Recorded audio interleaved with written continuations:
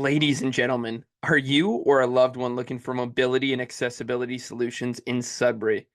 Look no further than Silver Cross Sudbury. Silver Cross Sudbury is your trusted source for a wide range of mobility aids and home accessibility products. They're dedicated to improving your independence and quality of life. Visit their showroom at 760 Notre Dame Avenue or call them at 705 222 0700. Your independence is their priority. A huge thank you to Silver Cross Sudbury, more importantly to Dean and Chantel Jacqueline for all of their support of the Behind the Bench podcast all the way back to day one. We love you both. The BTB podcast has officially joined forces with SWSE, folks, and things are about to get a whole lot more entertaining. SWSE is turning up the volume on the E, entertainment, and launching a brand new YouTube channel called Sorta Local. It's all about fresh, local content, live streams, news shows, and the kind of fun, off-the-cuff moments you don't want to miss. And yes, the BTB podcast is coming along for the ride. You'll still get the same BTB show you love, but now on a bigger stage. Expect live streams from Wolves games, from our BTB live stage, on-location recordings, guest appearances, and plenty of surprises. It's only the beginning, folks. More details are coming soon on as Sorta Local launches a new wave of shows and events celebrating the best of Sudbury and beyond. Subscribe to Sorta Local on YouTube and be a part of something new, local, and seriously entertaining. What is going on, everybody? Welcome to week 226 of Behind the Bench. The boys are back in action here. Happy New Year, everybody. We hope everyone had a fantastic holiday season. I know the boys did. We had a great holiday season. And we are right back at it, just like that. I feel like as we get older, these things just keep happening faster and faster. Cannot believe we're already a few days in here of the new year. Well, we're a week into the new year as we're recording right now.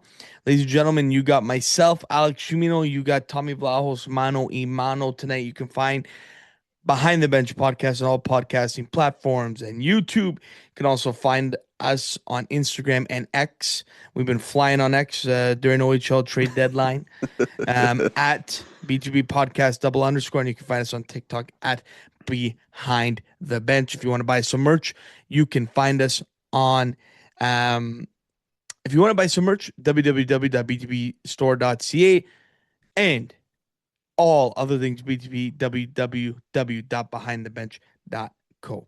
Isn't it shop, or am I wrong with that? What did I say? Store? Yeah. www.btbshop.ca. Shop. That's why I'm here, bud. Helping you out. That's right. Thomas Sloff, man. What's up, man? How you doing? Doing, honestly, new year, new me, man. Like I'm living my best life. It's not breaking news in my life yet. I don't even know if I've ever told anybody yet, but I am going to likely start training for you ready for this? Maybe after SPAD, because we're in that. Yeah. Not a full. I want to do a half this year. That's my goal. Wow. What's a half is what, 21? 21 kilometers. But I'm right? saying it now, and I might just do like a 10. Yeah. And then my goal in my life eventually is to run a full. I'd love to. So what spurred this upon you, Tom? I used to love running back in the day when I was an athlete. And I used to run 5K like my day job. And I went for a run the other day and I just mixed in, I think, 2. And it was quite embarrassing, but I won't lie. Like I was slow. It was cold. I was miserable. And I said, I used to be good at this. And when you used to be good at something, you want to just get back to it. Yeah, for sure. So I'm like, I'm back in shape now in terms of the gym, but I'd like to maybe do a 10K half case or a half marathon. So that's new in my pipeline. Nice. You know me, I'm a pretty positive guy. I know Themi likes to run too. So there you go. Marathon runner, that guy. That guy, yeah. What else was I gonna say? Oh, positivity out of my blue and white. I mean, I'm wearing their alternates right now. I'm wearing the Matthews jersey. If people watching on our YouTube page, bang, bang, bang. The Leafs are turning it around. Excited for that. It's I'm back on board in that way. What else I got for you? Christmas was fantastic. Like you mentioned, I was off work for 2.5 weeks. Forgot really how to work when I did go back this week, but that's all right. New Year's spent it not with you, spent it with our close friend group. And in the meantime, um, we were sending videos back from a couple of years ago before we hopped on, and I had a really good chuckle at some of those, the good old days when we were in university and high school, and when things were easier in our life. As you can attest to that. Good times, good times. Good Yeah, times. definitely. And like you mentioned, the OHL deadline is banana lands right now. I'm not sure if your phone's been blowing up, but Well, I think the trade deadline is just going to be very underwhelming because there's not going to be many more moves to happen. Like all of them correct. are happening right now. It's Correct. insane. It's And insane. are we going to classify ourselves as insiders partially? We're partial insiders. I like getting those guys going. I'll be Yeah. honest with you. Yeah. We'll dive into that a little bit later. I think we'll break up the Corney's bulletin board because I think the trade deadline is going to take a lot of time for us. Maybe we'll do that post interview. Yeah, bud. I want to know And about we got your a great interview. We got a great yeah. interview on But top today, ladies and we had a gentlemen. great break because we banked a A lot. great That's what we break. want to do. We want to That's right. provide great interviews for our fans, and that's what we did over the break. Olympics around the corner, Olympic rosters are Yes. announced, man. Like I want to know about your Christmas, but I was thinking of something else.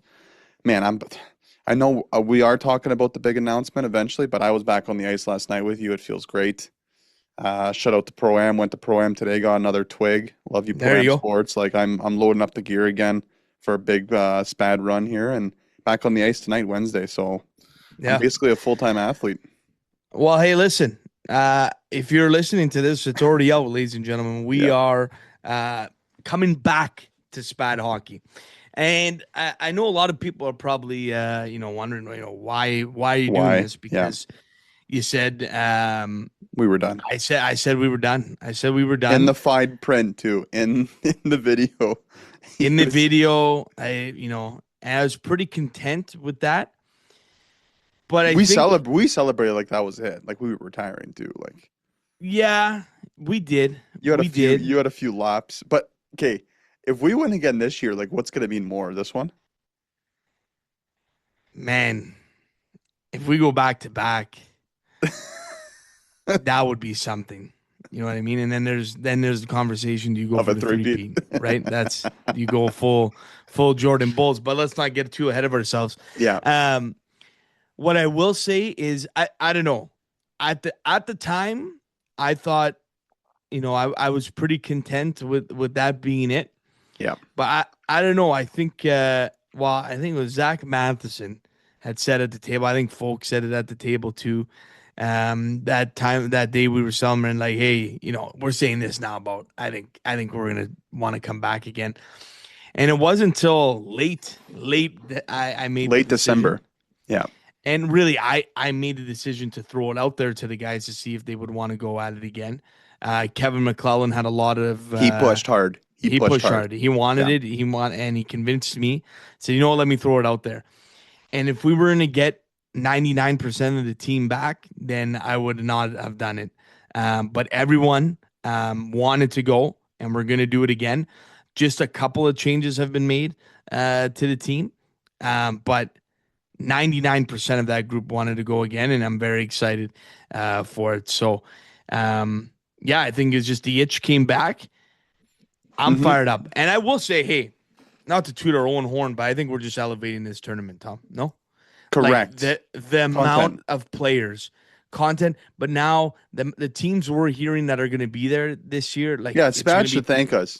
We should have a what's it called? Statue in front of the SPAD office, me and you. Well, I wouldn't go that far, but Well, it's close enough. yeah. I just want to get invited to the SPAD field trip one time. That'd be nice. Yeah, that'd be nice. Comped. But anyways, sorry, no, continuing on SPAD, yeah. I actually have breaking news for you because you mentioned different rosters. Sorry, our roster will be changed. As Right. in, I will not be coaching, I will be playing. That's right. That's big. That is big, but I'm not making this about me. I do have an interim head coach for the semis and finals if we want. Okay. I was on the phone with him per insider today. You're going to tell me who? Yeah. You're going to save it. Oh, yeah? Okay. The AGM of the Sudbury Wolves would like to be behind the bench. Yes. Jeff Forsyth Jeffy. has Jeffy. confirmed he would like to coach. He's made it very clear that he will bench Clark if needed. but I do have a coach if needed. He's ready. And I was getting a lot of phone calls the last couple days about this announcement. Like everyone kind of thinks Oh, we're I did not think it was going to get yeah, a lot but of everyone kind of traction. thinks we're leaving our jobs full time and going to TSN or something. Like you made it sound like we're Yeah. interviewing the Pope here. Like it's just, it Yeah, or yeah, Trump. definitely. Like it Look, felt bigger than what it was. But honestly, at the end of the day, we're in a content business, so it's looking back on it, I I guess major announcement is I guess people can think of a lot of things. I maybe they're a little bit overwhelmed listening right now, but hey, content is content, baby. I'll tell you what, in my mind, this is a major announcement because we're coming back to go back to back. We're going for two, baby. So, very excited. Very excited. Spat Hockey Tournament, January 22nd weekend. So, we will be obviously there. We'll be playing lots of content, obviously partnering with them again. The Spat Hockey Tournament, the people that run it every year are fantastic and great at what they do. So, very excited and take great care of us as well. So, very yeah, excited for it. It's going to be a blast. Like, at the end of the day, it's a blast. Tom, Whatever like you happens, want to yeah. win. Like I love winning, and we're in it to win it. I'm the ultimate competitor when it comes to it. But a lot of the reason why I wanted to do this again is just get to go those guys back in the room again. Like what a team of guys, just a great group of guys. And guess what I found when I was mucking out my bag for the first time since pawn hockey? It's basically been about 8 months. So found some stuff, not emotional, but felt good. I got the game belt. Found your hat. No, Oh, you got the game belt. That will the be. game belt. I have the game belt that we used in bench brawls for golf. Oh wow, that's old So school. I'm That's bringing old that school. for MVP. Put I that on. love it. Love it. Did we Love it. have game MVP last year?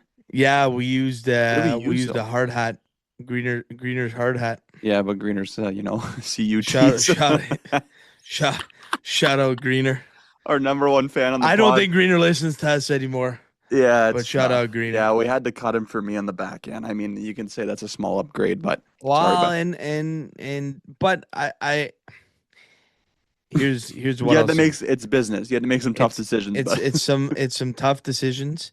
I I didn't feel great about it. I still don't feel good about it. I love Greener, and at the same time, I let him off easy because he's got minors for cancer tournament. So he was gonna play that regardless. But I know he's probably gonna try and reach through the phone and grab me right now as I'm saying this. So Greener, I'm still sorry about it. But I you gotta just trust me, bye. So you just got to be better uh at NHA skate screener. It's really all it comes down to. Our scouting department didn't find that you've developed into a better player than last year, so we had to go elsewhere. That's all. so yeah, well, and I mean he got hurt last year too. He did. He grinded. Let's not get into it too Yeah, much. we're So good. We love you, Greener. um yeah, so we're back. Spad hockey, we're also I mean never have left pond hockey. Yeah, That's the following double D weekend, on January weekend. 30th. It's the Yeah, best. I love it. And we got most of the same team back there as well, Tom. So very yeah. excited. Very excited. All January is a great month Your birthday month, bud? For hockey. Yeah, Yeah. We yeah. got that coming up. So 26. oh boy. 26. Oh boy. Closer Yeah. to 30 than 20, bud. Can you put that It's into scary words? times, buddy. I It's scary know. times. It's I scary know. I times. remember when we were 19 and at SPAD together. Anyways, how was your Christmas though? You have a nice little piece of memorabilia. That's the word I was looking for right behind you. Nice little gift. I see that. You're Yeah. welcome. You're Yeah. welcome. No, great Christmas. A lot of people did some great gift giving. I'm very happy. Yeah, my uncle, my Zio Danny got me. If you're on YouTube, this behind the bench plaque. They're all wood crafted by one of his friends, wood carved, wicked painted, everything stained. So that was really cool. And I got a bunch of like good sentimental gifts actually. While this hat I'm wearing, Wolves Yeah. hat, was Wolves gear. from my cousin's boyfriend, and that we do in our Silvio, that we do in our Secret Santa Secret type of thing? Santa. Yeah, thank you. Nice, nice, nice. And a really cool one here, Tom. I know my buddy Carter Grace listens to the podcast. He's all the way in Halifax serving our country for the military. He actually brought me back a Royal Canadian Navy Nice, hat. bud. So very cool. I did get clearance to wear it, but I don't know. I don't know if that's a faux pas or not. But I did get clearance Yeah, I'll allow to it. wear it. I don't know So how they operate, but that's awesome. Yeah, so really cool. But regardless, this is one of the coolest things I got this Christmas. So big thanks to Carter there. And then my Nona, Tom, had a secret gift for everyone this year, and she killed it. We all got a brick from St. Joseph's Hospital. Did I not We tell you my dad did this? Did I tell you this? You have one too? I have them because my dad knows the guy that, anyways, that's doing it Right. all. And Yeah. yeah, he has 5 bricks in our garage. He thought it was the Yeah. coolest thing. You think you're that excited about it too? I think it's cool because just it's a piece of history. Uh, It's a piece of history. We I were all agree. born there. I agree. So I'm keeping it too. I'm keeping it. Yeah. I was fired up. And it's funny. I don't know how she did it, but she got pink for the girls because they were spray painted. By that time, she got pink for the girls and blue for the boys, which is pretty Nice. funny. Okay. There you Yeah. go. All right. So yeah, piece of I got history. the I got the non-spray painted ones. Oh, nice. The actual I would argue bricks. that's even better. That's Yeah. OG right there. I Throw love me that. throw me a first Yeah. trade. Well, we'll make a trade. Okay. But yeah, great Christmas. Great to see family first and foremost, of course, and great New Year's and a lot of surprises that came along the way. I'm going to save it for my Tristan Ritchie at Lake City Realty Performers of the Week. Um, Anything else, Tom, before we get there? Man, Let's no, let's get, we let's have a full board, so We got lots to talk about. Yeah. Thinking about buying or selling a home in Sudbury, Tristan Ritchie from Lake City Realty gives you more than just listings. He gives you honest advice. Tristan will tell you whether it's the right time to buy or sell based on the market, your needs, and his deep local expertise. No pressure. It's just the truth. Ready for a real conversation about real estate? Call Tristan at 705-920-6109 or follow him on social media at Real Richie. Your home journey starts here. Tommy, your performer of the week. yeah, man, this guy, he's the best and former guest on the show as well. I'm just reading an article here from the Sudbury Star. Sudbury businessman Ryan Benoit of Positive Inception to receive the Paul Harris Fellowship Award. The Paul Harris Fellowship Award basically goes to like a community member that is doing obviously like a lasting impact in the community and just has a positive mindset for like his guests that come to the store for what he does for the community. So very well deserved, man. Like if you ever go to that store and you don't leave smiling, like there is something wrong. Like you go see Ryan at Positive Inception and he makes your day so much better.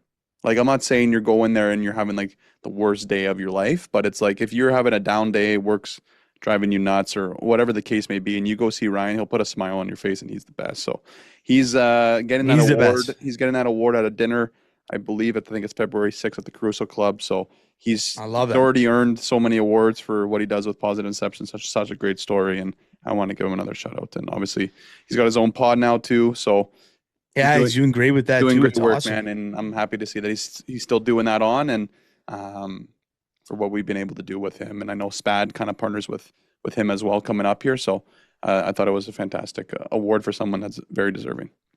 Yeah. Yeah, we got to collab with him on a shirt for sure. We got to do that. And yeah, I mean even like all his merch is so good. So I love his logo, everything. Like he is phenomenal. So, shout out Ryan Benoit. All right, my performers of the week. I mentioned his name already. He's on the SPAT hockey team, and I mentioned him again. Kevin McClelland, ladies and gentlemen, and Milana Marcon engaged, soon to be the McClellans. So I believe that was 8 or 9 years in the making there. So cool. Christmas Eve, I was invited over there for what I thought was just a little Christmas Eve get together before everyone went off to dinner. Everyone in the room knew that they were engaged except me. It took me half an hour to realize. Milena had given me every tip in the book, every hint Yeah. in the book, and I still couldn't figure. Like to the point where she passed me a drink and she was showing me the ring. The ring. But you don't look for that as a guy, You but don't look for that. You don't look for that. And it's a So rock, eh? beautiful. Beautiful. I mean, beautiful. It was. It's amazing. So, I'm happy for them. yeah, it was a cool moment. and very happy for them. They are two fantastic people. They always take care of me and are kind of like the mom and dad of the group. So love them both, and it's very cool to see it. It's happening, Tom. It's happening all around us. It's Yeah. it's crazy. It's Yeah. crazy. Okay, well, let's keep it going. We're going to split the Corny's bulletin board in half here today, Tom. So we'll do a few topics, and then let's save the OHL for post interview here, Okay. Tom. Okay. Let's go to World Juniors. Okay. Let's go to World Juniors right off the hop. Canada, obviously, losing in a semifinal to Czechia, and then winning the bronze against Finland. I don't know, Tom. What do you think? It's obviously, I guess you look at it as an improvement from the last couple of years. What do you think? There's a lot of opinions on Canada hockey right now. Yeah, it's stuff that we were going kind of back and forth on when they did lose. It's just, are other countries just getting better, or are we just getting worse? Like, man, back in the day when our age was going through the World Juniors, Czechia wasn't even a thing, man. Like, Canada would play them and it would be a 7-1 game type of thing. Like, Czechia plays hard, man. Like, you got to give credit to them. They have flipped their program completely. Like, they are a good team now. Like, they're a threat to medal every World Junior. Like, Oh yeah. like, they were very good. And even when they played on Boxing Day, man, they gave Canada a hell of a game. Like, Canada came on top. I think they won 7-5 that game. But it's hard. And I got to give credit to my brother. And it's so true. In a small tournament like that for only 10 days or a week or whatever it is, it's hard to beat the same team twice, no matter how good you are. Yeah. Like, I'm saying, like, okay, but if Latvia plays Canada twice, like, Canada should beat them twice. Like, I'm saying for the top end teams, it's hard to beat them twice.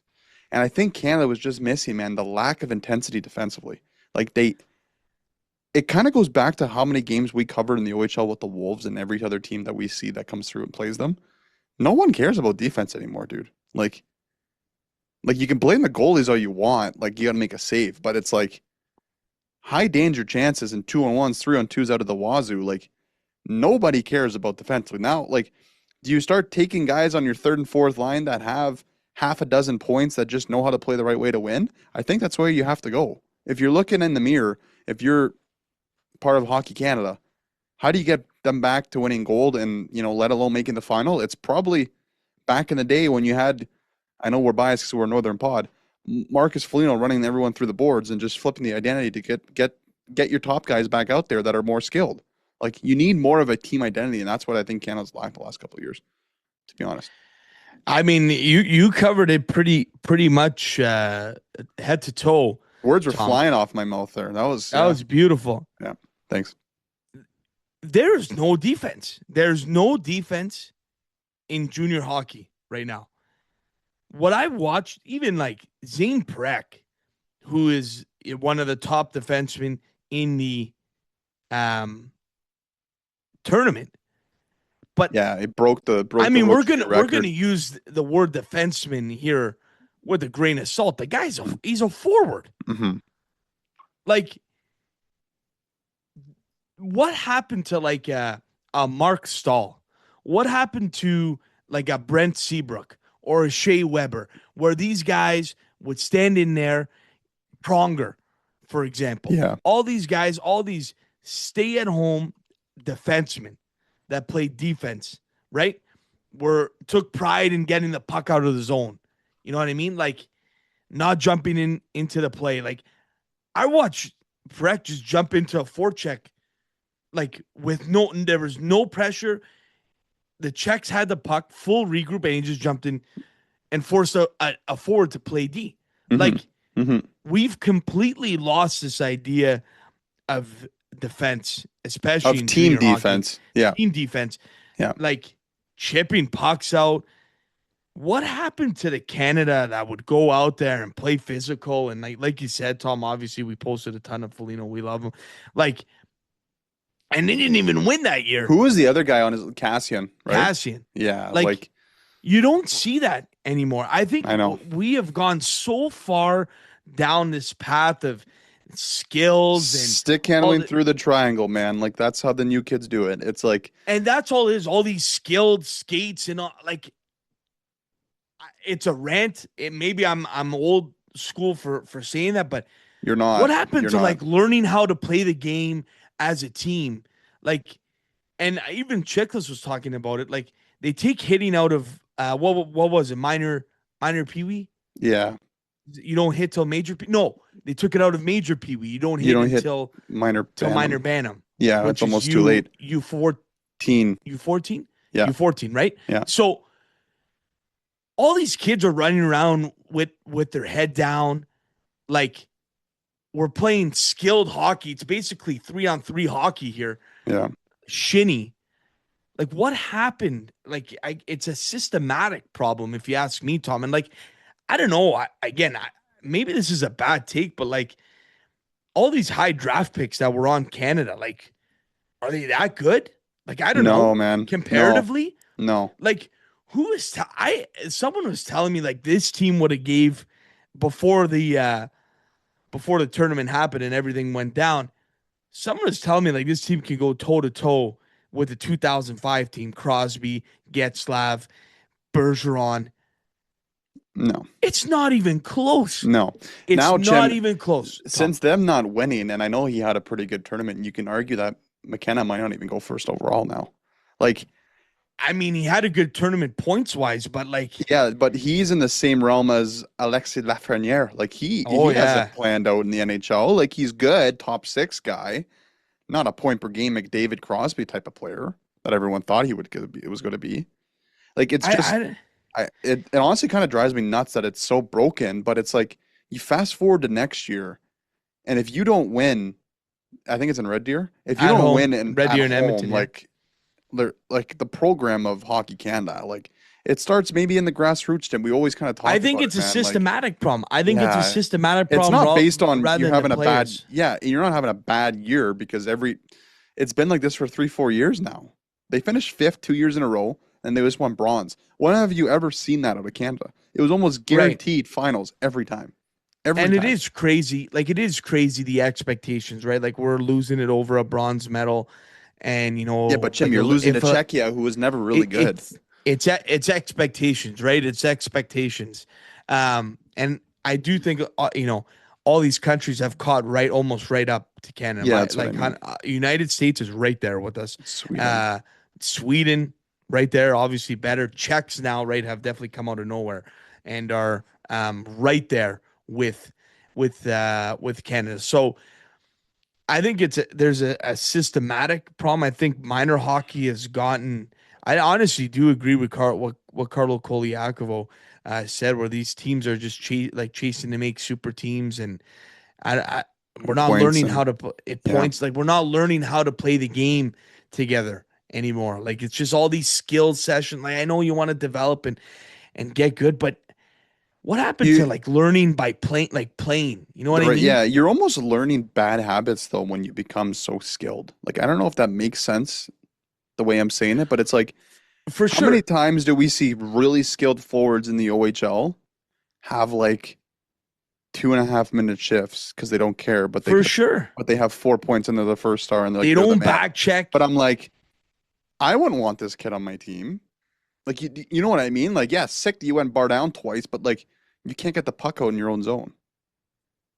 You, you know what I'm I saying? Like agree. it's I like agree. yeah, I it's agree. and it drives and I know we're we have a good relationship with the coaching staff with the Wolves. Like it, I don't know how you coach at that level because it would drive me nuts. It would like you don't have like the heart to win. Like you just have the heart to like get points and like prove individually that you're good. It's never a I team game anymore. Like that what like happened to playing for your country? Like it's like and they all say just rah looking rah, it's a dream come true, but it's like is it really? Like did they really leave it all out there? Like and you know what? Here's what I'll say. You know when we have a big problem is when you have the best coaching staff basically you could have for the World Juniors. And that's the result, right? Like you have the best coaching staff in terms of head coach and assistant coach in um Dale Hunter and Gardner McDougall. Like you have the best coaching staff. You have all these top players, but man, there is no team hockey. There was no team hockey on that squad. Like, I've never seen that bad of defense in a long time. Like, defensively, the 2-on-1s, the odd man rushes. Like, I think we're being able being I a dead know. horse here a I little know. bit more. But my God, like, there is a systematic problem, I think, in terms And of like, let's just get kids playing the right way and again. Jim, Team game. how many times did we see? Well, the game Brady Martin got hurt, semifinal. They lost semifinal. Yeah, Yeah. but you had 8D dressed, so clearly that coaching staff has no answers either. And it's two 17-year-olds. Like they couldn't find. Correct me if I'm wrong, but I love Liam Greentree's game. Like, Yeah, he should if have. I'm thinking, if I'm remembering correctly, that guy plays with a little bit of jam. Yeah, he And does. here comes a homer take from me. This is a homer take Yeah, from Villeneuve. Yeah, Jim I know. Villeneuve. Yeah. Like, now, there are probably a lot of guys maybe ahead of Nathan Villeneuve that they had. Like, obviously, he didn't even get invited to Yeah, the tournament. yeah. There's probably someone from the Tell W me, or the Q or tell something. me, Yeah. tell me that guy wouldn't be effective on your fourth line at the World Juniors. Tell me, Tom. Dude, yeah, he That's would be, the but last guy I've seen that plays with a little bit of sandpaper and grit. you know That's the what's last sad guy though? and can still put up points. I know, you know what's sad though? It's like maybe it is a Canada thing. I know there's someone last year that they took, but I can't remember the person's name. They never take anyone that's not like first round drafted. Like Yeah. I can't Was forget. it Owen Allard? Is that who they took last year from the Yeah. Sioux? Yes. Because you know why? Defensively, PK Sandpaper. won you Yeah. puck battles, and he finished every check. So it's like if you're not a first rounder, you're like not even invited to camp, or if you're not a doubted first rounder coming up, like, but you dress 8D and you leave Greentree in the stands. How come you don't draft or you don't dress 13 forwards and 70? Wow. For that Yeah. example, I think if it damned if goes you do, down, damned if you don't. Yeah. you have 11 forwards. Yeah. Like, No, I agree. AD, I've and you had never seen AD, and AD two of those dressed. AD are 17-year-olds. I've Like never seen AD I dressed. know they're good, but it's like, and that Yeah, goes back. I It was goes not back, impressed by. I mean, like, the defenseman. I was not and impressed it goes, at and they all. they probably couldn't figure out a formula who to put on the ice. But it goes back to when it's not the same caliber of hockey. I'm laughing now. When Llewellyn beats St. Charles, sometimes you need less guys to get on the ice to get into the game. Like these guys are all highly doubted first rounders, NHL. Most of them are signed entry level deals. Like play the crap out of your guys. Like they need to be more involved. When you have AD dressed that are playing 10 to 12 minutes each, I know Prek played a way more than like the other seven, but it's like you need to be on the ice. You can't get in a rhythm when you play every 4 or 5 shifts. I'm sorry. Yeah, I'm not yeah, telling. no, I'm not near as good as Hunter and those guys. And Hunter's won a million Memorial Cups and everything. But it's I know. Maybe they were like thinking that for the forwards, like keep a regular shift for those guys. I don't know. I don't know what it was. I mean, obviously, you're not planning for Brady Martin to go down no, he was like that. fantastic, man. Nashville's got a good one in that guy. Oh yeah, no, he plays the right way. So But that's all there's we a lot got, of man. guys But on that team that did not. That's for sure. yeah, yeah, And maybe people are like, I don't know, Chim doesn't know what he's talking about. Maybe I don't. I don't know. That's just I'm with you, I bud.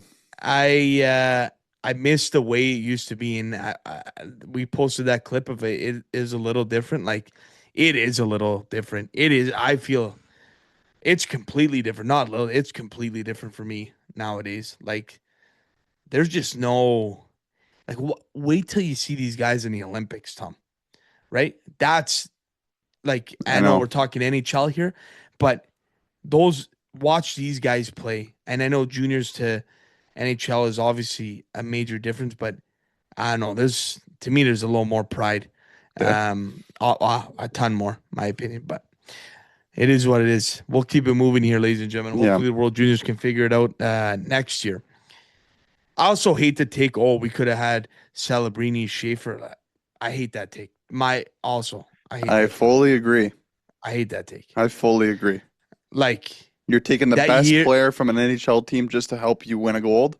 Like you should. at the World Juniors, like come on. Yeah, man, that's like outdoor rink stuff for them now. Yeah, We're talking about absolutely. celebrating who made an Olympic team, and you Yeah, wanted them back for the World Junior team? Like, come on. That's definitely. like, you know what I mean? Yeah, yeah. You know who I did like, Tom, and then I'll move on. The only guy I really liked Are you gonna be was a home? TJ Ginla. TJ Okay, Ginla. okay. I thought you were gonna say your Montreal pick there. No, He was good no, though. I He was liked good though too. he. Yeah, I liked TJ Ginla though a Yeah, see, my lot, guy was a Martin lot. before he got hurt. And last thing, sorry, I know exactly what you're gonna say. what am I gonna say? Michael Misa. Michael Meese had a tough tournament. You can't convince me otherwise. I know I didn't watch every game, Yeah, but the I games did, I Boban. watched, I did. Yeah, I did not tough. think he had and I watched him here in Sudbury. He was unreal. I know. It's a different level. I get that, but I don't know. I think he lost kind of his identity out there He as was well. coming back off an injury. Got to Yeah, stay no, absolutely. positive Wednesday A night here. positive. That's Positive. right. Yeah. Yeah, no, absolutely. Yeah, but he wasn't very good. 5-on-5, they couldn't score the power play I know. merchants. Power They're play merchants. yeah, they were dynamite on the power play. Oh my God, power play was bing, bing, back in the net, but that's just, you can't. Zamprak playing forward ping. Yeah. Oh my God. We'll sign him for SPAD Zane next year. Parek's a forward. He's a forward. Well, yeah, he's on SPAD team. He's a forward. Okay, Tom.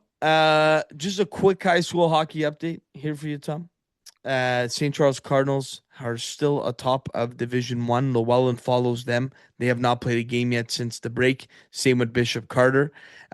We are sitting in fifth, just behind Horizon. We tied them last night in another barn burner. The fellows, our boys, had a great start.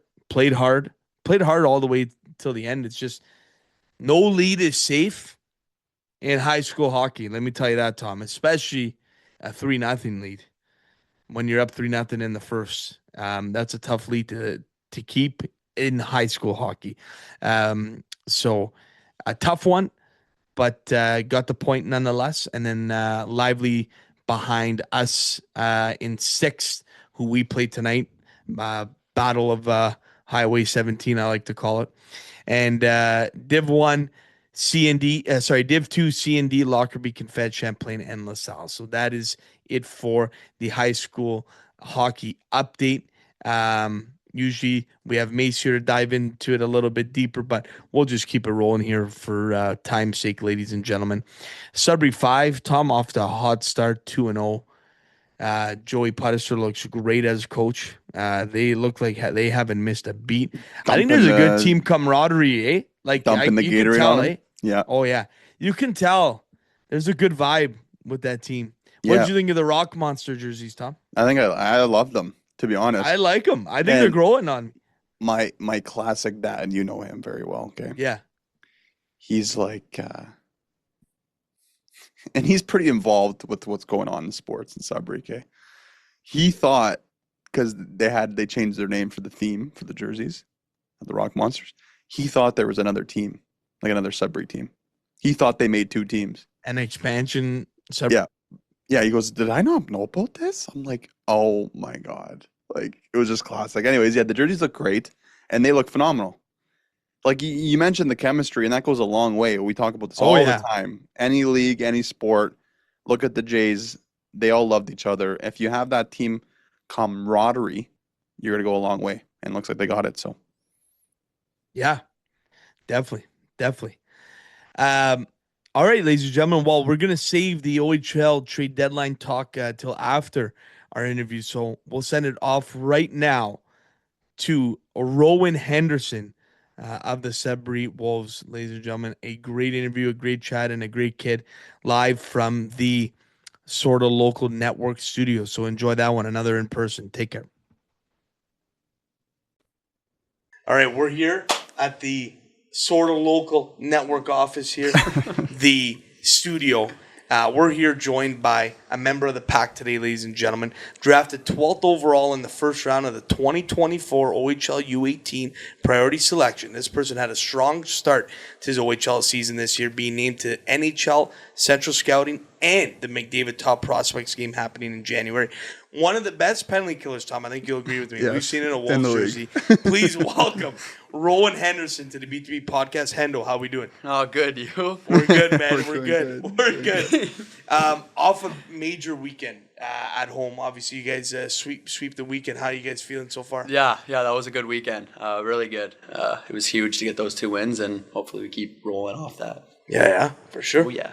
Let's talk about that Friday game. Obviously, we had the pleasure of being on the stage. It was back and forth. After the first intermission, I looked at him and said, "This might finish 9-8," and it was very close to it. So, what did it feel like to be a part of that 7-6 game? Yeah, I mean, it was pretty electric. That comeback, too, was pretty sick in the second period. And then, we were all over them in the third, too, but couldn't buy a goal. It goes from 6-6 in the first 2, and then can't buy a goal in the third period. And then to end it in a shootout, too, was pretty electric. And Billy's 6-7 celly there was pretty cool, too. On, eh? So, Yeah. that was a pretty electric game. And, it was sweet. Was that no move, Deke? Did he do that on purpose? Did He call says it? he does. He says he does, but like He was right in front of us, dude. I know. He missed the puck. I don't and it think went so. in. Yeah, it looks like he missed it. Yeah. Watched the video over a couple times, and he'll tell you he did it on purpose. For sure, eh, Phil? But Oh, that's good. I want to talk about that shootout, and I know you're obviously a part of the bench and being there, and we're watching it from the stage above. And where do you see Coach Desi talking to you guys? Is he giving you guys kind of tips or trying to pick away on what to do? And I saw at one point we were like, when is Villeneuve going to shoot? Because we're like, he hasn't shot yet. Obviously, he was the one with the winner, I think, in the 6th round. Yeah, 6th. When I got down to sudden death. But what's the conversation like when a shootout comes around? I'm pretty sure it's just Des and Barnes trying to figure out who's going next. Yeah. And I think Villy was supposed to go third, actually, to tie the game, but he wasn't really confident So in himself Bear because went. he had a penalty shot, and then Yeah. he's like, Oh, that's right. send Bearsy. And Bearsy had a pretty gross move, and that was a pretty sick game saver too. So yeah, and they don't say too much in terms of what to do. 'Cause, Yeah. I don't know, kind of mess Trust with you. a player head. Trust what trust Yeah. your players, I guess. Yeah. Yeah. No, definitely. One question for you. I've noticed around the room, I see this clicking thing going on. Is that a big thing now in the room? That's just I don't know. I haven't Couple seen it clicks. anywhere I've never else. seen it. I've actually never Oh, seen it. dude. You pick up I on watched that? video with Cogs, Waltz, Farzi, and Billy. They did the Guess Who game, and they were just clicking the whole time. Oh. Couple clicks. Yeah. That's what it's kind of our thing instead of clapping. We just Yeah, kind of couple clicks and before a game, if someone was out of the lineup or something was injured or come back, it will be couple clicks, someone back in the lineup. It's just kind of a little thing we got going. Yeah. Yeah, okay, cool. One thing before we move on, I want to talk about the teddy bear toss. What was the pregame talk about? Who wanted to score it? Obviously, the most perfect guy with Waltz. Oh yeah, The most casual guy, but to happen on a penalty shot, we went actually bananas because I'm like, this could be in the net. Yeah. To score a goal on a teddy bear toss from a penalty shot, that was pretty cool. But what was the room? What was the room like before the game? Yeah, I mean, I think everybody wants to score that goal. If you're going to score one goal in the year, it's going to be that one. Yeah. So we were kind of joking around with Odie before the game, too, to be like, yo, this might be the time you score your first goal. Yeah. But no, yeah, I mean, Waltz, he deserves that. He scores, the majority of all our goals. So, for that to go in for him, too, and especially in a penalty shot, that's pretty cool. Yeah, it was awesome. So, yeah, it was pretty sweet. Yeah, I can't believe Odie didn't score a goal up until Sunday. I thought that was an That was error. wild. That was an error on the edit. I'm like, he's been in the league forever and he hasn't scored yet. Yeah, You guys 85, give it to him or 85 what? games. Oh, yeah, I was 85, eh? 85. 85. My God. 85. Yeah, we give it to him a lot, actually. But, I told him last night, I was like, you're still on pace for 2 over 190. So, That's so good, man. Yeah, as long as he finishes his career with another one. Well, yeah. Can't That's- finish with one. No. yeah, you'd It's think gonna he's on the ice for empty netters, too. You'd think he could squeeze one in there, but For sure. we grill him. That's so good. Hendel, let's go back to the start. So how did you get into hockey? What age did you start, and were you close to playing any other sports, or was it kind of always just hockey for you? I started playing hockey at 3 years old, and that was just my dad, backyard rinks, stuff like that. And then as soon as I could start skating and playing organized hockey, I was in it. So I think 4 years old I was playing, and then no, I wasn't really ever playing any other sports. I played baseball growing up, but I wasn't as interested ever. I always liked hockey way more. Yeah, and I didn't like baseball was fun, but I just found it like it was too slow for me. Like it was just kind of boring. Like it gets, you want to sit there. I was just the guy throwing seeds in my mouth, just watching the game, Being a part of it. Yeah. being a part of it. I wasn't like I was good, but I wasn't amazing. So it wasn't my sport. It was always hockey. Yeah. Was there a moment for you where you knew you wanted to pursue it at the next level? Like, was it that U16 kind of year where you're like, okay, I want to be in the OHL? Like, was there a specific moment for you that you realized? Yeah, I'd say probably like the U16 year, it kind of started. And then obviously like, you're like, oh, I want to get drafted really bad. I think it's everybody's goal in that year. And then you end up not getting drafted. And that kind of just like lit a fire in me where I was like I want to play in the OHL. Like, that's what I want to do. And yeah, it worked out. Yeah, no doubt. And did you have like any siblings? Do you have any siblings? Yeah, I got a brother. He's a year older. Did he play? Yeah. Yeah. Gotcha. Yeah. He was drafted to London in the U18 too. Oh, no But way. the year before me, so Okay. he's only a year older. But yeah, kind of like we were so competitive growing up. Like a lot of mini stick stories. Like, yeah, even like a couple years ago, Mom would get mad because we've got like holes in the basement walls from just we're throwing hits in the basement. Typical. Like, yeah. Mom didn't like that, but whatever. Yeah. Oh, it's all Part of the growing up. Yeah. That's right. Absolutely. Is he still playing or? Yeah, he plays junior B down south. So Yeah. Okay. Cool. And we talked about obviously playing U16 and all your minor hockey with Waterloo, and of course at U16 here you got to play with Brady Martin, who's a stud in this league. So take us through that U16 year playing with him in Waterloo. Yeah, I mean, obviously he was a pretty big stud. So we had a lot of scouts at every single game, and it was pretty stressful, to be honest. Like I overthought it a lot, and being that age like too. that age, and you're not really mature. So he was bringing out a lot of people and a lot of attention. So it was just like it was really crazy to me. And then like we had we went pretty far as a team, but like. It's pretty much due to like our top guys like him but it was pretty fun year. Like looking back at it now, it was pretty fun. Yeah, no doubt. I wanted to ask about those jerseys. You ever see those? Yeah, you guys had 6 jerseys. Those The Waterloo tarp, the white ones with the W. Yeah, those are unreal. Yeah, I don't think we had like even the black ones were nice. You guys had black jerseys too. Yeah, we did. Yeah, those were the ones with the W were our alternates though. They were we just made them because our coach wanted to, I guess. And yeah, they came out pretty sweet. Oh, when you know you have a wagon, right? They're gonna a little investment into the squad. Of there. course, Yeah, absolutely. Of course. Let's fast forward just a little bit. So obviously not getting the call for the U16 draft. Like, what kind of motivated you for like the following year, and then obviously getting picked in U18 draft? Yeah, like obviously I said I wanted to be in the OHL like so bad. I mean, like not getting drafted was kind of like the bottom line. I was like, holy, like I want to get drafted. Like at least like I want to show people like that I can do that and like that I'm capable of it. So, it just kind of lit a fire in me, and I just kind of went to work.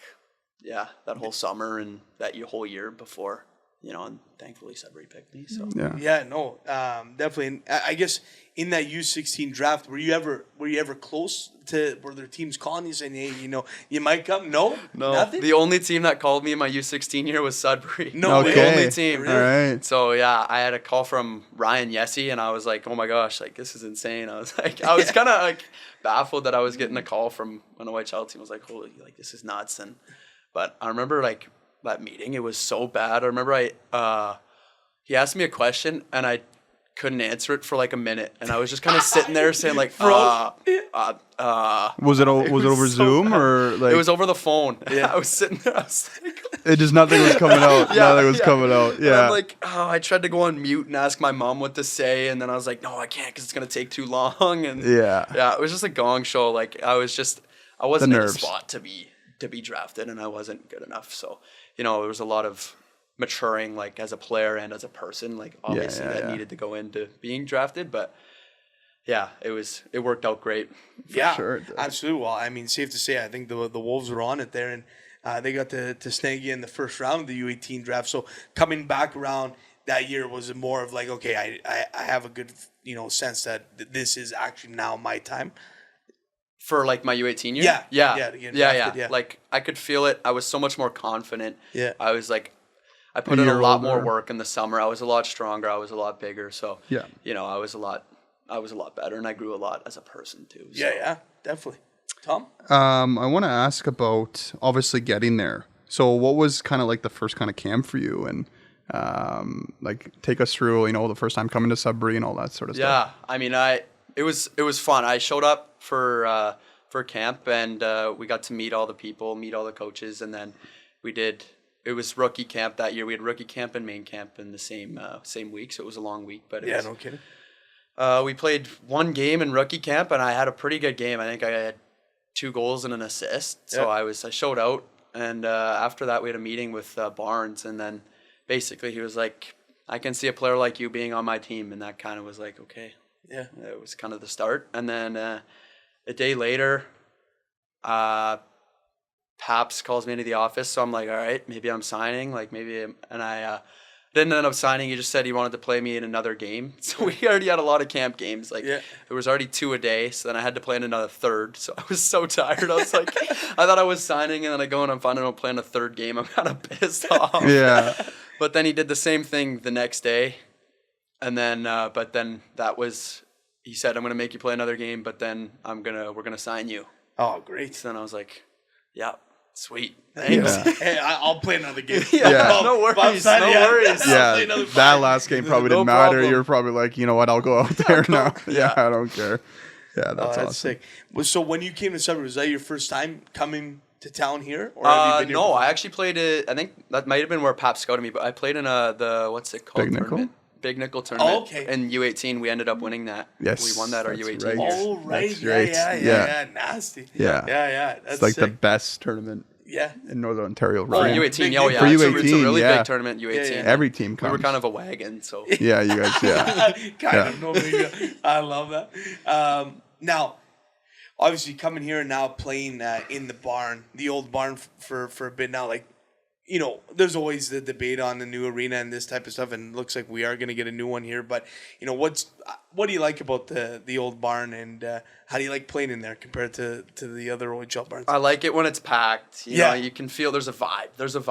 Yeah. Like from home games to away games, there's a vibe instead, like the Sudbury and the fans and the Wolf on the Wire. Just like it's weird, but it's like it's sick at the same time. So yeah, no, it's just fun, and it's a pretty cool atmosphere in that building, especially when you fill out and Yep.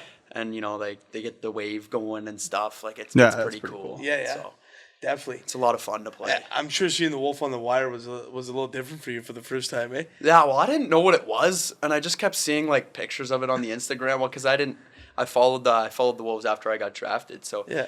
I just I didn't really know what it was until like the first preseason game, and I kind of see it going across the roof. I'm like, what is this? Yeah, yeah. I forget who I asked. It was one of the. He's not here anymore, but I was like, what is that thing, man? Yeah. Like, why is there a wolf across the roof? And he's Yeah. like, it's a tradition here. That's right. Yeah. It is maybe now, man. That's good. I want to ask you about your penalty killing skills. Like, growing up, like I guess that U18 year, you mentioned your team was a wagon. Like your U16 year, I know you're pretty involved with that team too. Like, were you always kind of a special teams guy on the penalty kill side? Like, or did Barnes just have a good relationship with you and trust you to be out there? Because if we had a percentage for every time that you and Clates were out there together, like it's If there's a personal stat for you and Clays, it must be insane. and yeah, as a coach, like having a pair like you guys to go out there that we trust, like where that it's a no-brainer. to that's amazing. And it's probably good for the player too to know that you have your coach's trust to be out there Yeah. too. So Oh, like, yeah, were you it's- always kind of like a good penalty killer? Like, how did it come about? Yeah, I've killed penalties my entire life. Like I can remember being like in U10 and U12 and like killing 5-on-3s and It's the stuff. And I best, took pride yeah. in that. Like I always Yeah. thought it was sick. But yeah, like it was always Brady Martin's offense, right? Yeah. Like he was scoring the goals, he was doing the things. So I had to find somewhere else where Find I a could role. be Yeah. where I could be the man at something, right? Right. Yeah. So that was kind of my thing, and I kind of stepped into that role from a young age. But it was yeah, like, and then Barnes comes in and sees me as the same thing, and yeah, like it's super nice knowing like that he's got trust in me to go out there, because Right. if I screw up and make a mistake, like it's okay, because like he knows that I'm not going to do that again. Like Right, I'll right. learn from it, and Yeah. so it's it was really good, and I was glad he gave me that opportunity. Yeah. I feel like that's a great point because no matter what happens, if you guys do get scored on a 5-on-4, you're going to be out there next penalty, right? 100%. Like, Yeah. it's not a like no-brainer. It's bad for me to say this, but there's no one else that's better than you and Clates to be out there right away, right? Like, there's no brainer. And you guys are hopping the boards I was first. going to ask, like, what do you think makes you two so good? Obviously, there's the two defense that always are in the mix, but what makes you the and chemistry, Clayton so good? I think I'm not scared. We talk. We're not scared to talk to each other, and we're Yeah. not scared to say like, "Hey, like this is where you need to be. This is what this." Like, That helps. Yeah. And it's communicating on the ice, and it's like I think we've got very good sticks and angles, and like we're dogs. Like we're Yeah. energy dogs, You are. right? Yeah, So yeah. we like to skate, and we like to pressure. So it's not something a power play likes. So it's good on the PK. It's true. Was it on the PK where you went end to end and No, on that was- Friday? Or no. Yeah, was it was. It was PK? Yeah, that would have been the nicest goal of my career. I 'Cause was that would so have been- pissed off at it. Was the game tied at that point? I think Yeah, it was. It was 6-6, and I was. That would have only, that Yeah. was like less than 5 and I minutes just left. too. I just randomly got a burst of speed, and I was like, it was the end of my shift. I thought you were done, like tired. And I'm like, Yeah. you just took, look at yeah. David, you just took off. Yeah, that's what my dad said too. He's like, I thought you were just gonna dump the puck down the ice, and then Get off. and then you just took off down the ice, and yeah. I mean, I wish I could have scored that, but put it right in his 5-hole. Sorry. That's okay. That's all right. I wanted. Okay, so we mentioned PK, but I know we got a list of questions. But now you're making me think. So the skating ability for you, like that's something me and Alex recognized right away. Like, has that always been a part of your game? And like, is that something maybe that you didn't get drafted the U16 year that you spent a lot of time with in U18 like summer year? Like, is that something you wanted to get better at, or you always kind of been a good skater? I've always been a really good skater. I mean, I used to like U10, U12. I think my dad had me in on like the technique stuff right away. The like, edges and that. we were on the treadmills and doing like the push, like Oh, just yeah. to make sure Yeah. you're like. So he was really working on my stride from a young age, and then it just kind of like gelled really nice. And I was always a really good skater, but yeah, I was never really worried about my skating. It was Good. always just kind of a gift. I Yeah, guess. that's good. There you go. That's yeah, good. absolutely. You've mentioned Barnes a little bit here. Yeah. I mean, we love him, and the staff has been unbelievable. We think. I mean, take us through him and obviously Desi, and you got Bear there in the mix, Govey as well. Like how those guys, contributed to your development. Yeah. I mean, obviously, it was huge. Like those guys they're really good coaches, and they're really good people too. So, I mean, Barnes he tells you how it is, and he's straightforward with you, and you know what you need to do. So, Right. If you do that, and you do what he says, he's gonna trust you, and that's what happened to me. And obviously, Desi and Bear, those are guys that are just there to help you, like teach you, guide you, and like. But the relationships you have with those guys are a little bit better because they're they're really It's good. not the 'cause man. Yeah, it's you're not. right. Yeah, It's always how it is. It's a little more personal on a level like that. So Yeah. it's fun, and those guys are really good guys and good people to have as mentors too. So Yeah. Do you ever pick Desi's brain about winning the cup with the? I always, he tells Yeah. me a bunch of stories about him and like Patty Kane. He shows me pictures of him and like That's the guys like that. And we'll do drills after practice, like just like me and Clates and him, and he'll be talking about Patty Kane and like Patrick Sharp and the boys, and I'm like that's so cool. Yeah. Does he still got it on the ice? Does he like shoot the pucks with you? He still got it. He Yeah. loves to hop in practice too. Like so when guys are injured and stuff, He'll hop in a he's line hopping rush. in on Yeah. reps and stuff. I love Me that. and him were doing PK the other day. He's got no like shin pads on or anything. He's like stepping out of the way to block shots. I'm like, dude, just like you don't have to do this. Yeah, man. yeah. But it's hilarious. It's awesome. Just loves the boys. Oh man, He misses it. You can tell. Oh, like for he's sure. only 2 years out, but Yeah. like It's crazy. It's only still been 2 got it. years. I know. It's crazy. Yeah. It feels like, that's why you got back involved in the coaching. It's like you're kind of still a part of it, makes you miss it more. And I wanted to ask, like, growing up, were you always kind of a natural winger, or did you play? You must have been playing some center. I played center all the way until And I then got here. till you got here. Yeah. How has that changed for you to kind of move to the wing? Like, I know you mix in some face-offs here and there, but Yeah, no, it was really hard, especially my first couple of games. Like, Yeah. I was always I was never a winger. So my first couple of games, I think we played Barrie the very first game too. And I don't know if it was Passmore or Eliason, and I had my head down skating onto the wall and got buried, like absolutely yeah, smoked. yeah. So, yeah, like that's kind of like a wake up moment. Like, okay, bud, like Watch the half wall. Yeah. So that's, I mean, I kind of worked like with Desi and Bear and stuff like that, working on wall work and getting pucks out and, you know, head up, because, you know, it's pretty hard to get your head up on a wall. Like, and you've never played true. before. So that half wall is terrifying. It's terrifying, killer, especially when you got Eliason and Passmore coming down at you your first game. And you feel like you have more time than you think, and then you don't. Like, it's like... It's a quick game. It's a quick game. Yeah. Let's ask about, obviously, earning the assistant captain. We had that.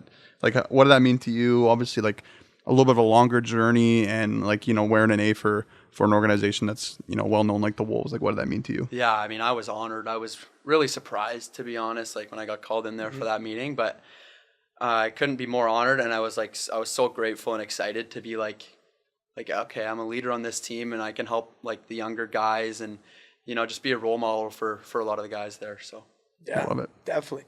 And now, obviously, this year, obviously didn't get off to the start that you boys wanted, and it's been a little bit of a different story compared to last year. But I guess how do you navigate that, and, you know, how do you keep you know, positivity in the room? Yeah, I mean, obviously, it's just trying to keep the boys positive and trying to keep the boys up. Like, you know, it's really easy to get down when you get on a 7-game losing streak to start the year, but you got to try and, you know, do things like boys have started prank wars just to get some smiles out of the guys and do things like that. So, you know, it's not an easy thing to do, but it's something that's super, super necessary, and we got to keep it positive. Yeah, it seems like you guys have a pretty tight group. In the roommate. Yeah. Oh yeah, we got a lot of really good guys, and everybody loves each other in there. Like, gel really well. But yeah, that's great. And how are the new guys that have came in? I know there's been a few trades. Like, obviously kind of a new goalie in net too with Bronas. I always mispronounce his name. So how has it been balancing, you know, new characters coming in? It's been different, right? Like every like seemed like almost every day for 2 weeks there we were getting a new guy in the room, and we were meeting somebody new. But no, they've been really nice, and they've been gelling just like everybody else. I love that. No, that's great to hear. On the personal side, obviously, getting named to the McDavid Top Prospects game, that's sick, man. You go to Peterborough in January. How did it feel getting a call for that? I was fired up. I mean, funny story. I actually didn't know until, well, I was doing video with Desi, so my teammates knew before me, and I come into the room, and Farsi's like, "Congrats, bro." Dabs me up. I'm like, "Why are you, like, what are you talking about?" He's like, "You're going to the Prospects game, man. Like, what do you mean?" I was like, "It's like, what?" So I went, and I was like, "How do you know? Like, what do you mean?" Like, he's like, "It's on Instagram." So I went and checked my phone, and sure it is. It's right there. I'm like what? Like, how do I not know about this? Yeah. But no, it was pretty cool, and the way I found out was pretty funny. But yeah, I'm super stoked. Like, yeah, it's a pretty big deal for me, and for sure, I can't wait. Yeah, and being on NHL Central Scouting too, like, that's awesome. Alex and I know a fair well of scouts around the league and stuff, and obviously they high praise for you, man. Like, it's well earned. But like, what does that mean to you as well? Yeah, I mean, it's really crazy to me, to be honest, because like thinking about it, like 2 years ago, I wasn't even drafted to the OHL. Yeah. Right? Like, so looking at it, it's like I want to do everything I can to be drafted to the NHL now, and it's going to take a lot, and it's going to, you know, it's not going to be easy, but, you know, I think I've started pretty well, and hopefully I can keep going here for the rest of the year. Absolutely. Okay, take us through a game. This is one of my favorite questions to ask. What's a game day look like for you? Are you a big superstition guy? Do you have to have a nap? I might say no right now, but then I'll probably get into some superstitions. Then you boys will be like, "Yeah, you're pretty superstitious."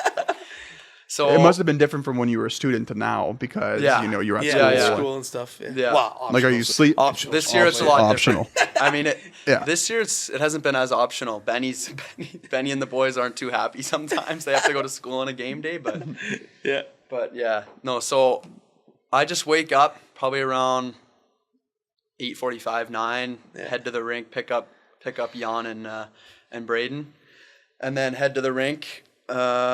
Practice is normally about 10 minutes, so it's like 10 o'clock to 10:10, and you're done. And so I normally will stay on till about 10:30. Just get the boots going. Get the boots going. Yeah. But it's so fast. Like, Barnes is like, all right, like we'll do one rep of a drill and then it's done. Yeah. It's like, all right. Well, Let's you go. guys know what to do, right? At the end of the day, right? Yeah. We know what we Yeah. got to Those do. are the so best skates. I guarantee. it's so those nice. Are, It's so getting nice. dressed for those. Yeah, we got some music on too. Yeah, Love it. Threw a playlist together, so we got music going for pregame skate, and then we go over. We go to Cora's now. Cora's every morning. Okay. So me, Marty, Clates, Odie, depending, some of the vets come too, depending on the day. But we did that, I guess, 4 Fridays ago, and we're 4-0 since we did it. So There you go. that's a nice one. And then I go home, take a nap, pick up the boys again, go over to the rink at around 3:50, 4, tape my sticks, do all the stuff, play some sewer ball, video at 5. Yeah. Pretty long video sometimes. Yeah. Gets probably 5:20, and then sewer ball, warm up. Me and Diener like to take, we just walk laps around the concourse. Okay. To, unwind and Shoot the know, shit, shoot whatever. the shit. Yeah. And then we do that, warm up together, throw a couple pucks on the ice, and then we get ready. Always get ready left side before my right side because I'm left-handed. There you go. So I like to embrace that, but and I always grab a booster juice on the way to the games. There you go. You same order or you change it up? Very berry berry. with an energy booster. There you go. Has to get free energy. Oh, yeah. For sure. Is the pregame nap a must? Like you got to get it in? I've done it. I haven't done it once this year, and I played so bad, like my legs were just dead. So You need it's it, a eh? must. How long's the nap? Like, are you mixing? Is it a full hour, half an hour? Depends. Depends what on time the it is. day, but Yeah. normally just an hour, 30 minutes an hour. Yeah. I don't That's all like to you keep need. it too long because No, and then you're if I go doomed. too long, then I'm drowsy for the game. So Yeah. Yeah, no, you don't want that. Yeah, that's for sure. What I wanted to ask, I mentioned this to you that how I got ready in Yetiko. You thought it was crazy. Do you do your skates before your pants, or you rip the pants on for? no pants before my skates. I've never guys do that though. See? in our room Euro when style. I'm, It's just It is. hey man, you Well, you don't want to bend over with pants on. It's annoying. yeah. Yeah. Well, the Slovak does it, and I think the two Russians do it. Oh, so there you go. It There must be you a go. Euro There- thing there. Yeah, there it is. Makes sense. Yeah. Yeah. Who's good at sewer ball? Who's the leader in the clubhouse? I hate to say it, but Cogs wins every game, but he kind of rigs it. He kind of rigs No, the he game. yells at guys to get out Yeah, and like stuff. he's- Yeah, I could see that. He's got a couple extra lives than everybody else, I think. So And no one, That rules right there. no one's Yeah, gonna, love no that. one's gonna say a Pulls word to about him 4 either. overage cars every game. I don't know. Yeah. Yeah. Oh man, that's so good. Who's on Ox in the room? Does it vary or? Normally Villy. Yeah, Normally yeah. Vil. And he's got some Eminem and he's got got some good tunes going? Yeah, Yeah, he's good. Good. Okay. I wanted to ask about your twig. What do you use? What are you using Are nowadays? you a big equipment guy, Like, or do you care? I don't care that much. Yeah. I don't mind. I started with my protos for the first 10 games of the year, but I couldn't stand them. Yeah. Like they were just super heavy. And Yeah. So I stopped using those a bit ago, but I haven't. So I actually don't have my own sticks anymore. So I'm using some guy on Guelph's fly lights. Okay. But I really like them. I'm not super picky about my sticks or anything like that. So yeah. There you go. What curve It's you working rocking? for me. P28. P28. P28. Big toe curve. Yeah. Are you super max blade guy or No, I Just a standard play lie. skill guy? when I was Yeah. figuring out my sticks after the protos, I used one of Chitter's and he's got the max blade. I was like, man, this thing sucks. Like, Yeah. I'm not using this, man. Yeah, and white tape on the blade, no? White tape. Yeah. Classic. I wanted to ask about that. Obviously, the biggest news as of late was that NCAA rule coming into fruition. Like, what's your thoughts on it? And have you seen the league change now since players are kind of leaving earlier than expected? Like, what's your thoughts on that whole rule? you can tell the league's changed for sure. Like a lot of big cats aren't here anymore, like Martone and Ivan Kovic and guys like that. Right. Like, Yeah. It helped. Like it affects a team. Like Musey leaving us, it affects us pretty big. So For sure. Yeah. But yeah, it's a pretty cool rule and it helps players especially NCAA is a big difference from U Sports. Right. And you can tell guys that were going to U Sports, your career's over. You're not really playing pro, you're not really playing anything after. But guys who are going NCAA, it keeps your dream alive almost to a sense. So it's pretty big, and then obviously you can play and get a pretty good education at an NCAA school. So. Yeah, definitely. No, It's really absolutely. That's a good point. Yeah. And obviously, looking to the future, for you, like, have thoughts of that come around for you? Maybe what does the future look like for you? Or you're taking it more day by day? Yeah, I'm kind of day by day. Like, Yeah. I think I do actually have to write an SAT soon. There Someone you go. was saying so for those, but yeah, like it's just kind of day by day. Like right now, I'm not thinking too much about it. Like I want to be a Wolf for at least another year after this. So Love it. yeah, I mean, obviously, it's a pretty cool option to go to NCAA, but yeah, not right now. I'm kind of just letting options come in and seeing them out. For sure. No, I think you're absolutely right, though. I think that is, one thing that's benefited players most is just having that option, right? Yeah. It's huge. Tom, you? I want to ask about the green jerseys that were brought back. What were the thoughts on that? And walking in the room for the first time, how were the boys seeing those? They're sick. They're sick. Yeah. I mean, they're pretty sweet. Like I really like them. We don't like the shells though. The shells get heavy. Yeah. And they like skating. A lot of guys don't like the shells. I hear so you. some of the guys went and bought girdles at Skater's Edge before the game, so they didn't have to have the pants and the shell. So the double. Yeah. But no, they're pretty sweet. I think it was a pretty good idea. Like those are pretty nasty jerseys, and I think it was pretty cool to bring a retro idea of things. Oh, yeah. Big time. You got anything else? No, Right? I'm We ready to go to Dynamic 5? yeah, and I got them. Okay. So Dynamic 5 is what we do at the end of every interview here, Endo. 5 rapid fire questions, whatever comes to the top of your head, let it rip. So Okay. All right. I'll send it off the top. Okay, dream travel destination anywhere in the world. Where do you want to travel to? Somewhere tropic, like Bora Bora or something like that. Oh, yeah. I mean, that's probably a pretty common answer, but Yeah. Jamaica maybe. Beauty. It's pretty cool. I don't know. Lock. Yeah. Good in any other sport other than hockey, what would it be? If I was good at one? Yeah, other than hockey, what would it be? You mentioned you played baseball, but would you want to be like No. That no, would- I mean that- golf for sure. golf? Yeah. Are you Why a big would you- golf guy? I love golf in the summer. I'm not the best at it, Yeah. but You like being I out bought there? a membership this year. I love Yeah. it. It's just so fun to go out and be with the boys and Oh, for sure. just be on the course. But Yeah. I mean, the life those professional golf players live. There's Yeah, no when they're way that good. I'm not Yeah. saying no. Yeah. Yeah. Karaoke tune. What's your go-to? Probably some Rihanna or something like that. Yeah. Diamonds maybe by Yeah, Rihanna. Diamonds. First song that comes to mind. Yeah. Okay, I like that. It's funny how I have this question, and I'm talking to you before. What's your dream car? Do you have a dream car? Not mine. We'll go G-Wagon. A G-Wagon. G-Wagon, yeah. G-Wagon. I like that. That's a good answer. And then favorite Sudbury restaurant? P&M's. Yeah. P&M's. The boys go there sometimes for lunch and stuff, but it's really nice. Dialed. I love it. Yeah. Love Well, it. there you go, man. Well, listen, I know thanks a lot for coming on Yeah. here and chopping it up with the boys. Obviously, best of luck with the rest of the season, and obviously we'll be looking for your name to pop up on that NHL draft coming up here. So thanks a lot, man. We appreciate Thank you guys. This was sweet. Thank you. it. Beauty. That Dynamic 5 was sponsored from our lovely friends from Dynamic Therapy. Dynamic Therapy helps you reach your full potential, whether you're an athlete like Chimino, recovering from an injury, or looking to improve your well-being. DTRC supports your recovery every step of the way.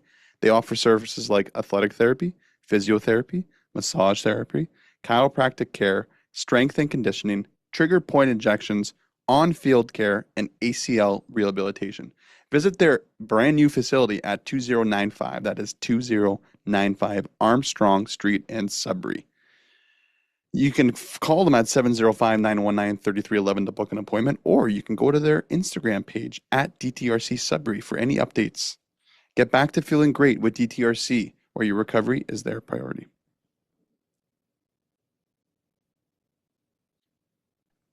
Fantastic, Tom, and a great interview with Rowan Henderson. Great to chat with him. Yeah, the in-person ones are the best, man. What a Great great kid. kid. And Very mature. that's a kid I would love on my hockey team any day. 100%. 100%. Right. And just a great story, as everyone heard in the interview. U18 draft. It's very tough. He's It's a- flourishing, man. I Yeah, hope a team takes a chance on him. Yeah, it's a second chance in a way, and I'm not saying you never really see it pan out. Like the last success story for the import draft was probably Emmett Serensis for the Wolves. Yeah, the U18 draft. Yeah, He was yeah. fantastic. I think Yeah. he was first or second overall to that draft. I played Yeah, against him. No big yeah. deal. He came off. I remember because he was here at the OHFs. Bang, He and was electric. you He did was some electric. games playing for the Yeah, I did some Kitchener, commentary. Kitchener. No, Oakville. Oakville Rangers. Oakville Bang. Rangers. Still a That's good right. memory there. But yeah, Yeah. Henderson's the best, man. He's clearly found a very, very important role with the Wolves, and for him going to the McDavid Showcase, correct me, right? Yeah. Coming up here, so yeah, man, he's earned it all. Great Could kid. be a future captain of the Wolfers here. Never know. Never know. They're looking for one now. They're looking for one now. And we're going to get into the trade deadline, ladies and gentlemen. yeah. Let's get right into it. Let me rhyme off some of the trades that happened, and obviously we'll talk about the big one here for the Wolfers.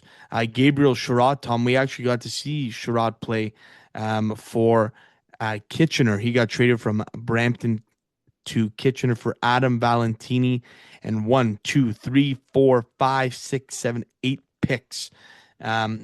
Jackson Williams went to Brampton from Ottawa. Charlie Paquette went from Guelph to Brantford. Brantford, my God, Tom. Also, prior to that, was Kevin Heed. That was a huge trade. With Flint. Kevin Heed, Darcy DeWatcher, and 2 picks for Chase Hull and a slew of picks from Flint. Flint is all in, Tom. Wild. And then Jacob Battaglia. Yeah, that was a big one. Traded from Kingston to Flint. I mean, Flint, man, unreal. Look at all the Flint had a ton of picks. Yeah, they sold the mortgage. God. Yeah, they sold the mortgage. Gone. It's gone. Yeah, it's gone. But the major one, obviously, we're going to talk about before we talk into some other ones is the Sudbury Wolves trade former captain now Nathan Villeneuve and overager Alex Ferron for Jean Christophe J.C. Lemieux, a Peterborough 3rd and 26. 2 seconds, 3 thirds, a 5th, 2 fifths, and a 4th. The way they ordered them online is by years, so sorry for that, folks. Hey, listen, my take, it sucks to see Villeneuve and Ferron go, 2 of like the best guys. And Tom, I'll be honest with you, coming right up until that trade, I didn't know whether the Wolves were actually going to be sellers or buyers. We said it from the start of the year. Yeah, that actually came out of nowhere, in my opinion. Yeah. Because the way they were trending with making a couple of moves that they made, I thought, oh my God, they're going to do another soft buy again. Here we go. Here comes another Musi trade. Yeah. But this was the right move. Like we said, Tom, literally from the start of the year, it's just, this is the pendulum of junior hockey, and it's on to the future. It's on to planning for like 2027, 28 season. When the arena comes out. Yeah. Exactly. Yeah. So that's what you're planning for right now. It sucks to see those 2 guys go. Yeah. But you're going to Windsor. Windsor's a wagon. First in the West, but Villeneuve's going to be sick, and Ferron's going to be great on that team. So to put them in a good situation is what I'm happy about as well, right? They're going to a contender, right? They're going to go for a chance to win. So, and I think it was a great trade on the Wolves side too. The picks they got, like, it's great to plan here. Actually, some of these are some later picks and maybe planning for 2028, 29, Tom, sorry. Like you said, when the arena should be ready. So I think 2028, 29 season is probably when we'll see another team like a couple years ago that was loaded. So let's see what happens. Let's see what happens. But yeah, your take on the trade, Tom. You said you were shocked by it. Yeah, I was, because man, they were 7-3 their last 10. They are turning the corner. They had a lot of good games as of late, Jim, that we were even at, and we're just kind of looking at each other like, are they back? Like, they got goaltending in Frasca now. Like, the D are good. They're moving the puck. The penalty kill has gotten better. Like, it's tough because of how bad of a start of the season they had. Like, if they were slightly better, Jim, and they were like where North Bay was, like 5th in the East, I think those guys are on your team, and they might be able to compete to win a couple rounds. But just for how bad their start was, they kind of just folded their hand and said, like, hey, we're going to become sellers. Now, it's a Wednesday night and nothing has happened with Kieran Walton as of late. I know we're, the traction has built up for that guy. He's like, there is a market for the player that's leading the league in points. He can help you in any way. Like maybe not the best offensive forward, but he'll win you around strictly like on power play goals or just scoring alone. So there's a market for that guy. But teams that you just mentioned with naming the trades, Jim, like everyone's like the top 3 teams in each conference have already done their big moves. So it's like who's left? Like Barry's done a few small ads. Like is that a possibility? Hey, Brentford still needs to add an OA. I know it's crazy, but I was talking to a guy on the Wolves staff because I was so capital H when this trade happened that I went to the rink the next day, and I saw the new guys practice, Jim, and I was talking to him about Brantford, and he goes, "You don't need to fill your OA spot." He goes, "If your team's good, younger, like why bother?" Yeah, and I'm like, "Yeah, it's a fair point, but." Experience and playoff. I feel like it's always an advantage to have it, but I don't know. It is hey, always an advantage, but maybe the OA market isn't that strong. Too, right? So yeah, maybe because I don't know if you've taken a look at that one tweet I sent you. Brantford has nothing the next 3 years for picks. Like they have mortgaged everything. Yeah, but again, that's what you got to do. Cycle. They're going to end up getting those picks back, right? Like it's that's all how it works. So the trade sucks, so Jim. 2 great guys, like you mentioned. Yeah. Farzy gave us the number 1 staple of our show to the moon. Villeneuve came on there with Homer that one time.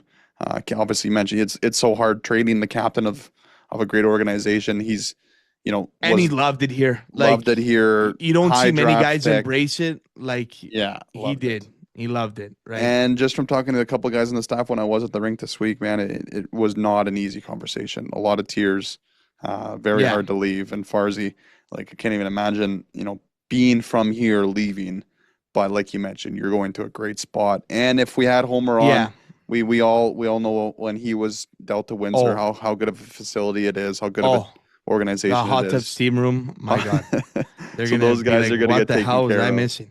Yeah. So I do feel bad for Farzy, Tom, because I don't think up until like his later years he had a fair shake. Up until Barney got here, I think he didn't have a fair shake with the Wolfers. I agree, man. I agree. And I think it wasn't fair to him, but no one deserves those two. Nobody is more deserving than those two to go for a little run here. They deserve it. Villy was great in the playoffs whenever the Wolves were in it. He was always one of the best players in the playoffs. He was arguably the best player for the Wolves that year. They had Dvorsky, right? So in the playoffs, so you weren't mad at him. We weren't mad at him in his performance. So yeah, that's a major move, Tom. Yeah, I mean, man, by the time this pod comes out, maybe Walton is moved. He is in the lineup tonight against the Sioux. The Wolfers are in the Sioux. Sioux made a huge move as well, Tom. But yeah, as of right now, per OHL Scoopsy here, Scoops and Archie, those are the two insiders that have kind of been dominating the Twitter sphere or X OHL trade deadline now. Barrie, Windsor, and Ottawa all in on Kieran Walton. It seems like it's turning into a bidding war. So let's see what happens there. Okay, a few more trades here, Tom.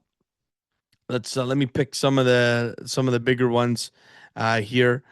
Mason Zabeski goes to Barrie from Brampton for Sam Black and 4 picks. Brampton, Tom, they're going to set themselves up nicely for a nice little run too with all these picks they're getting too, right? Yeah, they're unloading, right? It makes sense. And they were put in a hard spot losing Porter Martone and Ivan Kovic this year too. That sucks. Correct.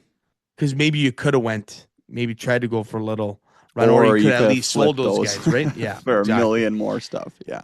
And Brampton wasn't done there. They sent Parker Von Richter to Barrie. So again, 2 trades to Barrie here for 3 picks. So again, they did well here. Niagara picked up Jakub Kromiak. Nick Sema went from Saginaw to Ottawa. So Ottawa making some moves here, Tom. They're kind of in that soft buy range right now, right? Yeah, maybe they Ottawa's make a splash with Waltz, right? Yeah. If you're, who do you want there right now? Okay. If you're for Waltz. Okay. Here's my take. Can you get Chitteroni or no? And you might want to clip this. If Kieran Walton goes to Barrie, I think Barrie wins the East. Wow. Yeah. Over Brantford? Yeah. Wow. Yeah. That's a take, Tom.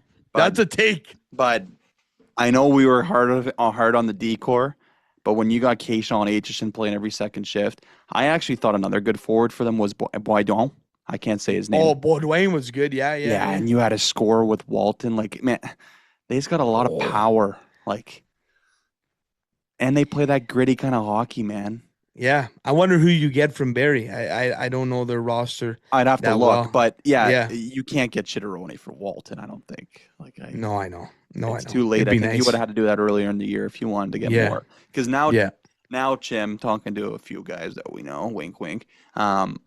I don't know if you're going to get as much as we thought because it's so late now. All these picks, yeah. Like you might have to just take what you get. Like I don't want him to hold on to him now. As much as I love Waltz and seeing him dominate when we're there. No, like, and I don't want to do captain. that to Waltz either. You gotta sell now. You're already in. You can't go half in. Yeah. You can't half. No, sell. I think they're gonna do it. They're gonna move him. It's just it's a matter. I think it's a matter of when.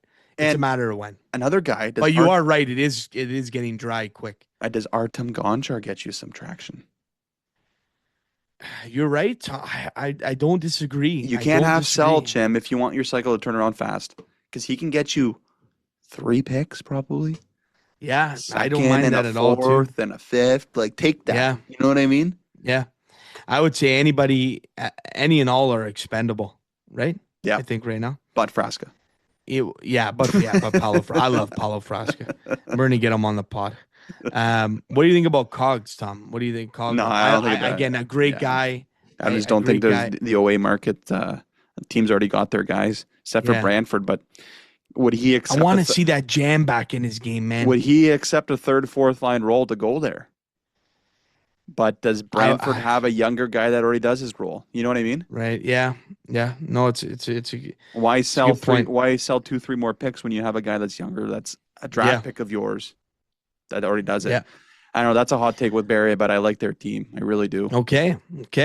Frasca, Gabriel Frasca, Tom, went from Erie along with a pick for a slew of picks from Brantford.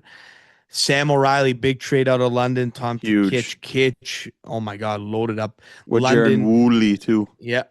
Woolley went with O'Reilly to Kitchener for a slew of picks and Jacob Zoo.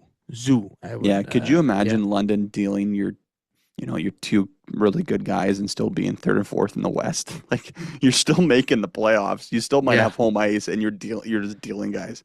Like, No, definitely. No, London's a different beast. Yeah. Jakob Fibiger goes to Windsor. Tom. Yeah, they got a Windsor's nice, man. They're Seattle, nice. Seattle Kraken draft pick boys with Villeneuve. So, and you know who's on that team? Cole Dabowski, Tom. Yeah, we might get a ring. Doobie, the sheriff on the 4th line. You gotta love that. And the last big one, Tom. Like I mentioned about the Sioux go out and get Carter George, bud. Yeah, they get Carter George. They don't have to get rid of a player. They send 2 seconds, 2/3. 3 seconds, 2/3, and 2/4. Mm-hmm. Like, that's what you got to do to get, like. Unfortunately, I don't think Carter George is coming back next year, but they're all in, right? Like, Kluche's coming back. Brady Martin injury isn't massive. They just made that big trade for Fisher too. Him and Chase Reed on the point. I mean, I love the Sioux. I love the Sioux too. I really like the Sioux. Yeah, and like you mentioned, Kluche coming back for free because you had his rights. Now, that's a gray area. This guy went to college this year, and he's coming back. Like, if Muse didn't get hurt and the Wolves were first in the East, do you think he might come back? Like, you know what I mean? Or trade his rights, yeah. Yeah, like, it's crazy. And I just want to talk about Kitchener. I wonder how that works. You can come back. Trade rights. No, I know, but can you just trade the rights? Like, I assume there's not so. a guarantee they're coming. Yeah. I assume so. Yeah, it'd be interesting to see that. But I'm not sure what the package would be, though, because if they don't come back. Taking a look at the standings, But let's be Tom. honest, Jim. They're only coming back because they're good. Like, No, yeah. No. They're coming for a little run here. yeah, Standings wise, yeah. Ottawa's on top of the I East. actually have the standings in front of me, and every single team in the top 3 has done a deal. Yeah, Ottawa, Barrie, Brantford, Peterborough, North Bay, Niagara, Kingston. The Wolves are holding on for dear life on that 8th spot right now. Right behind them are the Mississauga, Brampton Steelheads, And Oshawa. and Oshawa. But before you go to the every team in the East made a deal. Every before team you in the East before made you a deal. go to the West, 6, 7, 8, 9, Niagara, Kingston, Sudbury, Brampton, Oshawa, all sold. Yeah. Oh yeah. Like their guys. North Bay's in that kind of like soft buy. Yeah. Peterborough really didn't do too much, No. like at all, eh? They're in that. They're They comfortable. made a couple I Earlier know in the they year? made one move. No, they made one move. A small buy too. Yeah. They just made one. Hold on, I'm looking here. That's okay. But Yeah. yeah, like I mentioned, Ottawa, Brantford, Barrie, all mortgage the future there. So, Oh yeah. Big time. but moving to the Yeah, I can't West, find it. I know it's Yeah. okay. It was a small buy, anyways. The West, Jim. I know you got it in front of you. If you want to go off that. Yeah, the West here, ladies and gentlemen. Windsor, Kitch, Flint, London, Sioux, Owen Sound. Owen Sound's now done. Guelph, Yeah. Sag, they've been quiet. Erie and Sarnia. But same as the East, 6, 7, 8, 9, 10, all sold. Yeah, all sellers.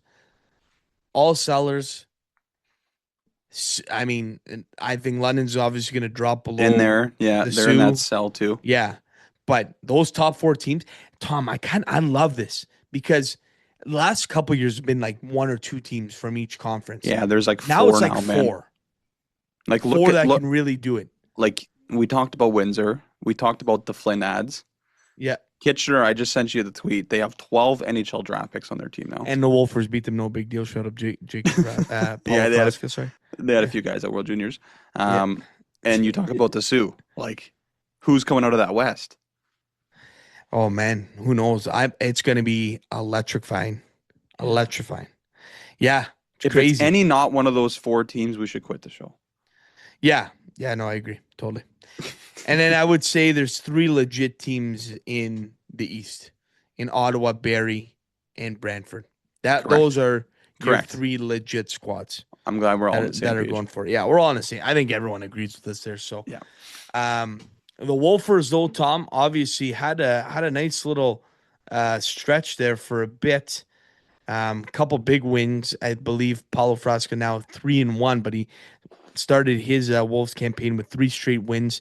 All faced, I think, 38 plus shots Yeah. in each game. That's a big problem for the Wolves. Seeing the rubber. Defensively, man, my God. Just like the Canada World Juniors, a lot of shots given up. Yeah. And I mean, now, ladies and gentlemen, it is going to be a tough. Hold on. Here's what I'll say. I'm not going to say that. It's not going to be brutal because they've made some moves that will keep them around. Yeah, we didn't even talk about Nemec. Adam Nemec Yeah. Hello. coming. I saw him at the rink, bud. Yeah. He's going to be great. He's going to be fun to watch. Very skilled. And if they move Walton, and I still think this team can get the 8th seed. Yes. Yeah. 100%. Yeah, I agree.